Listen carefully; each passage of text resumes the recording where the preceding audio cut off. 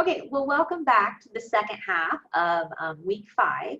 In this video, we are actually going to talk about retaining the talent that you have within your organization. So when we look at retaining the talent, so now that an employee has actually already been hired and been orientated to your organization, there are several things that an organization does that will increase the chances of retaining the talent that they have selected for the positions. Compensation and benefits are an effective employee reward system, and they must enable employees to actually satisfy their basic needs, provide rewards comparable to those offered by other firms, be distributed fairly within the organization, and recognize that different people have different needs. The firm's compensation system can be structured to meet the first 3 of these requirements. The 4th is more difficult. It must take into account the many differences among people. So when you look at compensation decisions, so compensation is the payment that employees receive in return for their labor. The firm's compensation system, the policies and strategies that determine employee compensation, must be designed to provide for employees' needs while keeping labor costs within a reasonable limit. A wage level. Management must first position the firm's general pay level relative to the pay levels of comparable firms. To determine what the average is, the firm may use a wage survey, which is a collection of data on prevailing wages within an industry or a geographical area. Next, the management must decide on relative pay levels for all positions within the firm. The result of this set of decisions is called the firm's wage structure. The wage structure is almost always developed on the basis of job evaluation, the process of determining the relative worth of the various jobs within the firm. A number of techniques may be used to actually evaluate the jobs. The simplest is to rank all of the jobs within the firm according to the value to the firm. A more frequent used method is based on job analysis, and points are allocated to each element and to job requirement. Individual wages. The company must determine the specific payments individual employees will receive. 2 wage decisions come into play here. The first is the employee's initial rate must be established. It is based on experience, other qualifications, and expected performance. Later, the employee may be given pay increases based on seniority and on their actual performance. Comparable worth is the concept that seeks equal compensation for jobs requiring the same level of education, training, and skills. In recent decades, many states have taken steps to ensure that all of their workers have equal pay for comparable worth, but issues are still contentious. There are also different types of compensation. You have an hourly wage, and that is a specific amount of money paid for each hour worked. People who earn wages are paid for their hourly wage for the first 40 hours worked within a week. Anything in excess of 40 hours is considered overtime, for which they are paid 1 1/2 times their hourly wage. You also could have a weekly or monthly salary. So the salary is a specific amount of money paid for an employee's work during a set calendar period, regardless of the actual number of hours worked. Employees can also be paid off of a commission, which is a payment that is some percentage of the sales revenue of the firm. An incentive payment is an addition to wages, salary, or commissions. Incentive payments are rewards for outstanding job performance. Firms sometimes offer incentives to employees who exceed specific sales or production goals, and this practice is called gain sharing. Some organizations reward outstanding workers individually through merit pay. This pay for performance approach allows management to control labor costs while encouraging employees to work more efficiently. A lump sum salary increase allows the employee the option of taking the entire pay in one lump sum. The employee then draws his or her regular pay for the rest of the year. Or you can also have profit sharing, which is the distribution of a percentage of the firm's profit among its employees. We're now going to look at employee benefits. So an employee benefit is a reward in addition to your regular compensation that is provided indirectly to employees. Employee benefits consist mainly of services, such as insurance, that are paid for either partially or totally by the employers and employees' expenses, such as college tuition, that are reimbursed by employers. Employee benefits take a variety of forms. Pay for time not worked covers such as absences, as vacations, holidays, and sick leave. Insurance packages may include health, life, and dental insurance for the employees and their families. The cost of pension and retirement programs may be either borne entirely by the firm or shared with the employee. And some of these benefits are actually required by law. For example, employers must maintain workers' compensation insurance, which pays medical bills for injuries that occur on the job and provides income for employees who are disabled by job-related injuries. Employers must also pay for unemployment insurance and must contribute to each employee's federal Social Security account. Other benefits employers may provide could include tuition reimbursement plans, credit unions, child care services, company cafeterias, various recreational facilities, and stock option plans. Through a flexible benefit plan, an employee receives a predetermined amount of benefit dollars and is allowed to allocate these dollars towards various categories of benefits and the way that best fits his or her individual needs. Some flexible benefit plans offer a broad array of benefit options, including healthcare, dental care, life insurance, accidental death and dismemberment coverage, long-term disability, vacation benefits, retirement savings, and dependent care benefits. Because employees' needs are so diverse, flexible plans help firms to offer the benefit packages that more specifically meet their employees' needs. Flexible plans can, in the long run, help a company to contain costs because a specified amount is allocated to cover the benefit for each employee. Employee training is the process of teaching operations and technical employees how to do their job more effectively and efficiently. Management development is the process of preparing managers and other professionals to assume increased responsibility in both present and future positions. Analysis of training needs. Managers must first determine if training is actually needed, and if so, what types of training needs exist. Training needs can vary considerably.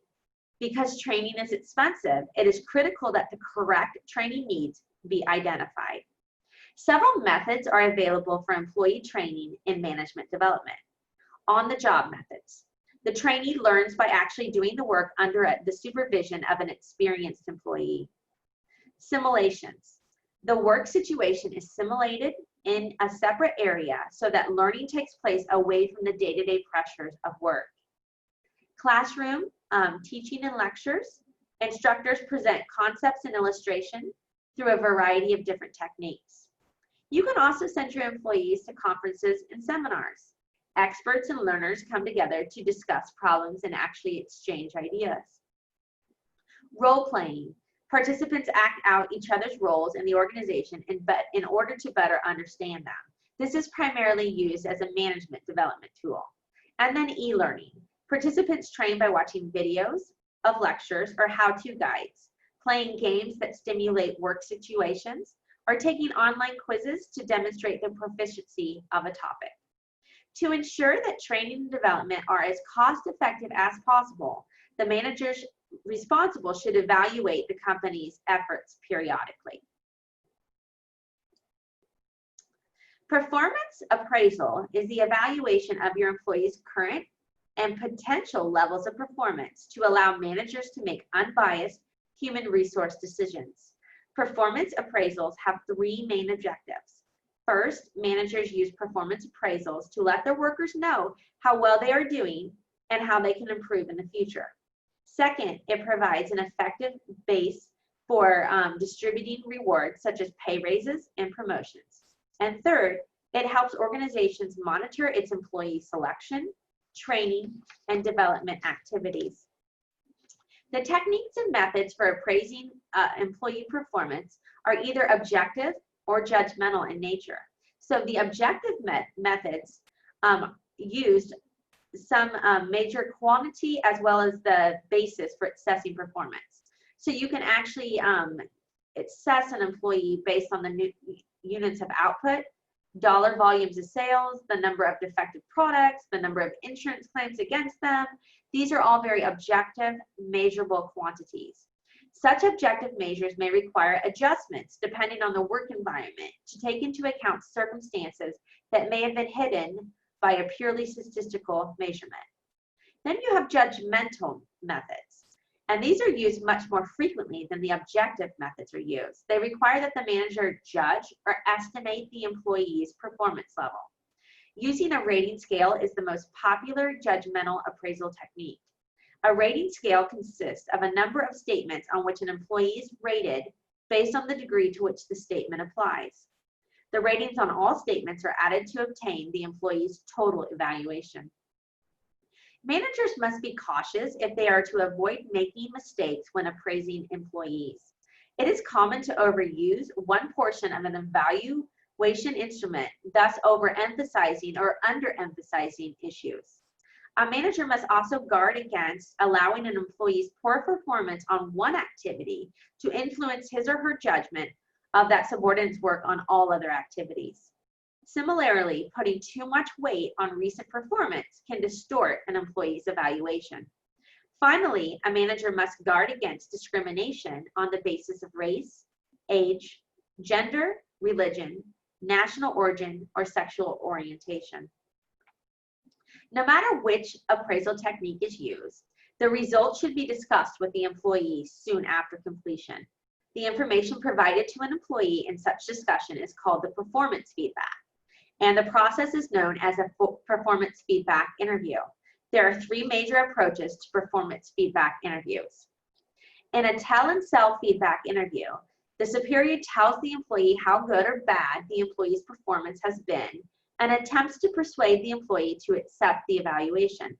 Because the employee has no input, this type of interview can result in defensiveness, resentment, and frustration on the employee's part. With the tell and listen approach, the supervisor tells the employee what the employee has done right or wrong, and then gives him a chance to actually respond. The subordinate may be simply given the opportunity to react to the supervisor's statement, or may be permitted to offer a full self-appraisal. In the problem-solving approach, employees evaluate their own performance and set their own goals for future performances. The supervisor is more of a colleague than a judge and offers comments and advice in a non-critical manner. This is the method most likely to result in an employee's commitment to the established goals. Another approach that has become popular is called the 360-degree evaluation, which collects anonymous reviews about an employee from his or her peers, subordinates, and supervisors, and then compiles them into a feedback report for the employee. Many managers find it difficult to discuss negative aspects of the appraisal, leading them to ignore performance feedback. However, it is important for employees to be informed of how they can perform or improve. Without feedback, an employee may be unaware of his or her weaknesses, and they will never be addressed. The major federal laws that affect human resource management are described in Table 9.2 of your text. We're going to briefly go over a few of them right now. So the National Labor Relations Act and Labor Management Relations Act. These laws were concerned with dealings between firms and the actual labor unions. The Fair Labor Standards Act. This act applies primarily to wages. It establishes minimum wages and overtime pay rates. Many managers and other professionals, however, are exempt from this law. The Equal Pay Act. This law overlaps somewhat with Title VII of the Civil Rights Act. The Equal Pay Act specifies that men and women who are doing equal jobs must be paid the same wage. Equal jobs are ones that demand equivalent effort, skill, and responsibility, and are performed under the same conditions. Discrepancies in pay are legal if they can be attributed to differences in seniority, qualification, or performance. The Civil Rights Act. So Title VII of the Civil Rights Act of 1964 forbids organizations with 15 or more employees to discriminate in employee selection and retention on the basis of sex, race, color, religion, or national origin.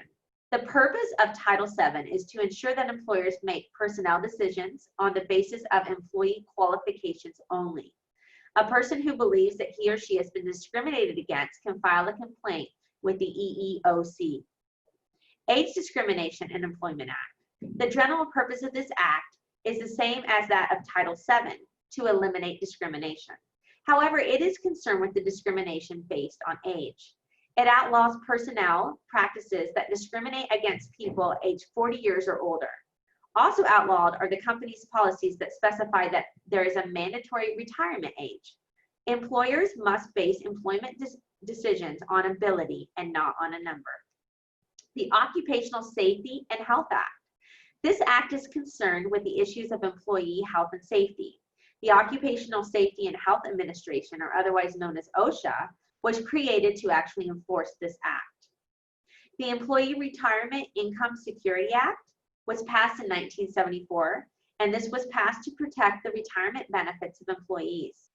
The law does not require that firms actually provide a retirement plan, but it does specify that if a retirement plan is provided, that it must be managed in a way that is in the interest of the employees that are protected. It also provides federal insurance for retirement plans that go bankrupt. Affirmative action. Affirmative action is not one, but a series of executive orders issued by the President of the United States. It applies to all employers with 50 or more employees holding federal contracts in the excess of $50,000. It prescribes that such employers must do the following: actively encourage job applicants from members of minority groups, hire qualified employees from minority groups who are not fully represented in their organizations, and many firms that do not hold government contracts voluntarily take part in this affirmative action program.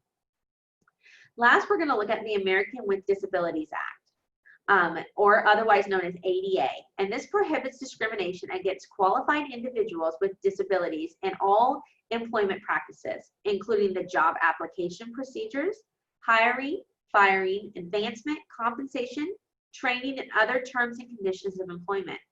All private employers and government agencies within 15 or more employees are covered by ADA.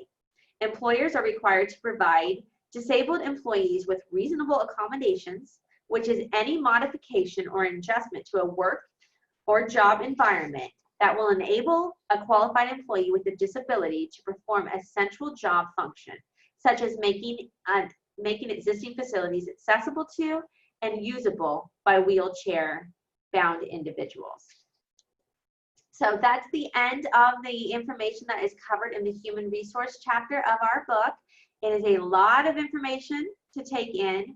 I hope from what you've learned that you have discovered that a company that has a robust human resource department is one that can really help to retain and attract the best employees for the organization itself.